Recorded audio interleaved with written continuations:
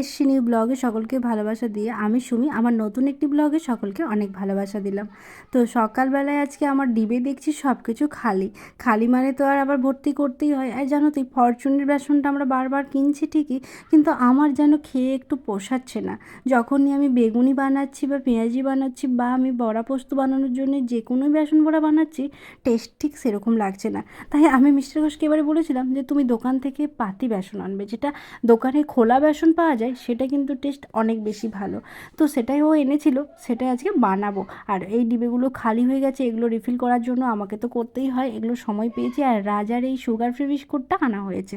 একই বিস্কুট রোজ রোজ যখন দুইবেলা চা খাই, জানো তো টেস্ট একদম ভালো লাগে না। তাই ঘুরিয়ে ফিরিয়ে আমরা এটা বাড়িতে প্রতিবারই হয়ে থাকে। দেখো যে অনেক দিন যদি সুগার ফ্রি খাই, তো অনেক পরের বার আমরা ব্রিটানিয়া মারি, তারপর কোনোবারে টপ বিস্কুট বা এইসব ঘুরিয়ে ফিরিয়ে আমরা করি। তো যাই হোক, এটা খেতে ভালোই লাগবে বলে নিয়ে এসেছি। অনেকদিন মিষ্টি মিষ্টি বিস্কুট খাওয়া হচ্ছিলো। তারপরে এই কুমড়ো বাজার থেকে যেটা নিয়ে এসেছিলো, কুমড়োটাকে কেটেছি, আজকে বানাবো বেগুনি। আর এই যে বেসনটা নিয়ে নিলাম, তারপর বেসনটাকে ভালো করে একটু একটু লঙ্কা গুঁড়ো দিলে না, ঝাল ঝাল না হলে ঠিক ভালো লাগে না। অনেকেই ভালোবাসো, অনেকেই হয়তো শুধুই বাসো। আর তারপরে একটু নুন দিয়ে দিলাম, একটু বেকিং সোডা দিলাম, আর অল্প উপর থেকে জিরের গোটা দিয়ে দিলাম, কারণ এই মুখের মধ্যে গোটা জিরেটা পড়লে মন্দ লাগে না। আর ওপর থেকে একটু গুড় দিলাম, গুড়টা একালে দিয়ে দিলাম কারণ একটুই বাজারের মতো রং হয় বলে সবাই। এটা আমি কিন্তু ছোটো থেকে ঠাকুমা মা সবারই কাছ থেকেই শোনা কথা, যে গুড়ের কিন্তু কিছুই আভিজাত্য থাকে না, শুধুমাত্র কালারফুল আসে, যাতে একটু কালারটা ব্রাউনিশ ভাবটা ভালো আসে। তারপর আমি ফ্রাইং প্যান বসিয়ে দিচ্ছি এখানে বেগুনি। বেগুনি বলতে এই কুমড়োর বেগুনিটা আমাদের বাড়ির সকলেরই খুব পছন্দের।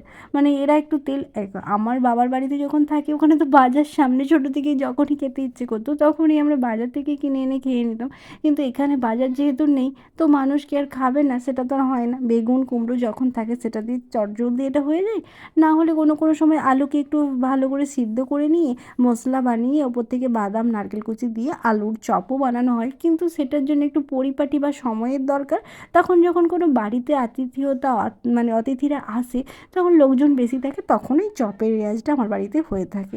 আর না হলে বেসিক্যালি এই বেগুনিটা কমপ্লিট করে ফেললাম। আমি এদিকে বেগুনি বানাচ্ছি ঠিকই, মা এদিকে ভগবানকে সেবা দেওয়ার জন্য সব কিছু আয়োজন করে ফেলেছে। চলো পুজোটা করুক।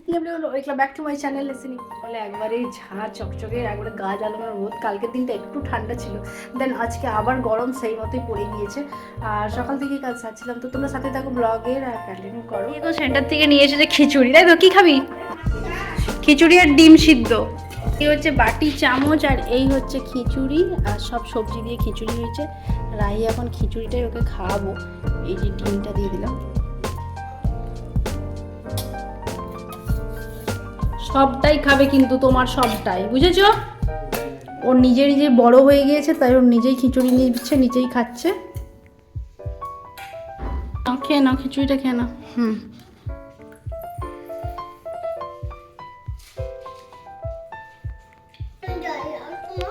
দিচ্ছি।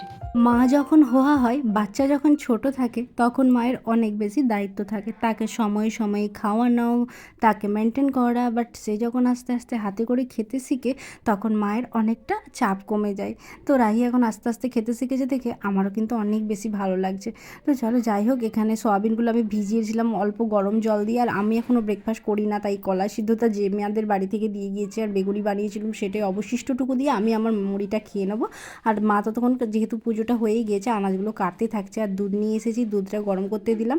আর এদিকে তরকারি বলতে আগের দিনেই দেখেছিলাম, এই পাতলা ঝোলটাই এখন ভীষণ ভালো লাগছে সবারই এই গরমের জন্য। তাই সোয়াবিন দিয়ে, পেঁপে দিয়ে, আলু দিয়ে, ঢ্যাঁড়স দিয়ে সব কিছুর একটা পাতলা ঝোল।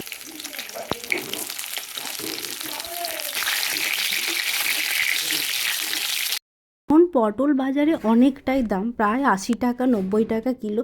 যাই হোক, আমরা যেহেতু নিরামিষ খাবার দাবারটা একটু খাওয়া দাওয়া করিতে খেতে সবজির দামটা বেশি হলেও আমাদেরকে বাড়িতে কিন্তু আনতে হবে। সেইভাবে আমাদের পটল আনা বা ইঁচুড় আনা, আর যে কোনো সবজি এখন নতুন নতুন উঠলে সেভাবে আনা হয়।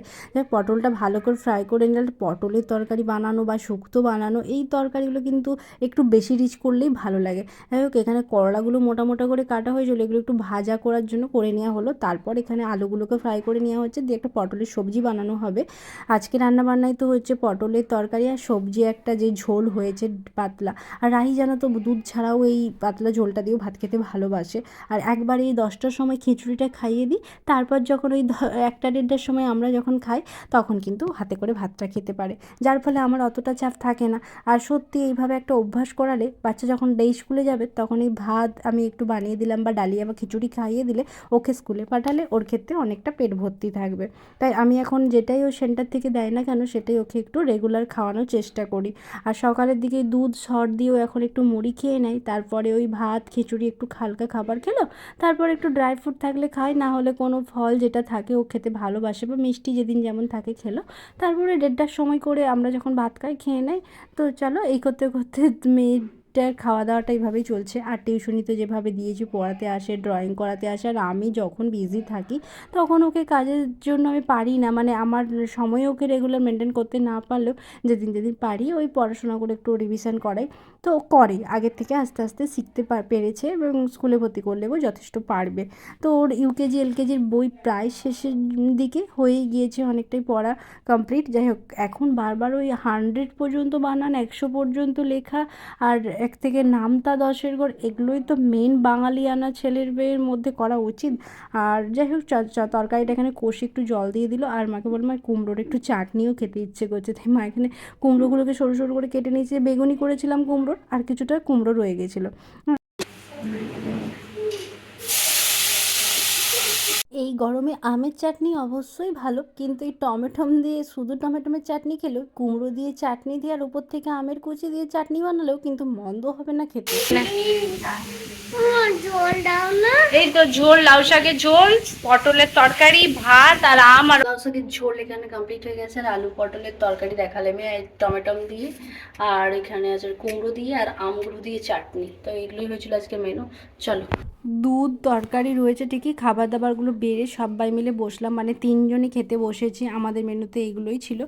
প্রচণ্ড গরম, মানে বলার বাইরে, কিন্তু কিছু করারও নেই। পরিস্থিতি মানুষকে এটাই শেখায় যে পরিস্থিতির সঙ্গে সঙ্গে সব কিছু মানুষ অ্যাডজাস্ট করে নেয়। এত ফল ছিলই বাড়িতে, তো আমি বললাম ফলগুলি গরমের জন্য আস্তে আস্তে নষ্ট হয়ে যাচ্ছে, চলো কেটে সবাই মিলে খাওয়া যাক। ছিল এখানে শাকালুটা মা পাঠিয়েছিল খরার থেকে, সেটা একটু কাটলাম। রাহিরা ভাই সাদা সাদা এটা খেতে নাকি নরম নরম খেতে ভালো লাগে, তাই সব রকমের ফলগুলো কেটে খেতে থাকছি। আর এই একই অ্যাজ ইউজুয়াল যেটা হয় আমাদের দিনের বেলা তরকারি দিয়ে রাত্রে খাবার দাবারটা হয়েই থাকে। আর সাথে কিছু গরম কিছু বানানো হলে হয়, আজকে কিছু বানাইনি সেভাবে। আলু সিদ্ধ ছিল, গরম ভাত হয়েছিল। তো খেয়ে দিয়ে আমি বাসনগুলো ধুতে এসেছি। খাওয়া দাওয়া বা বাসনপত্র ধোয়া এই কাজগুলো আমি সবসময় করি। রান্নাগুলো রেগুলার, মানে রেগুলার যেসব রান্না হয় সেগুলো যেহেতু মা করে, আমি নতুন নতুন কিছু এদিক ওদিক রেসিপি হলে বানাই। আর সেক্ষেত্রে মা বানালেও আমি প্রতিদিন বাসনপত্র মেজে ধুয়ে পরিষ্কার করে সাবান দিয়ে রাখি। আর এই হাতে গ্লাভসটা না পরলে জানো তো, আমার যেহেতু ফেসিয়াল করি, পার্লারের কাজ করি, আমার একটু অসুবিধা হয়। তাই করার পর এসে এই যে বাসন রাখার জায়গায় চলো সব বাসনগুলো তুলে রাখি।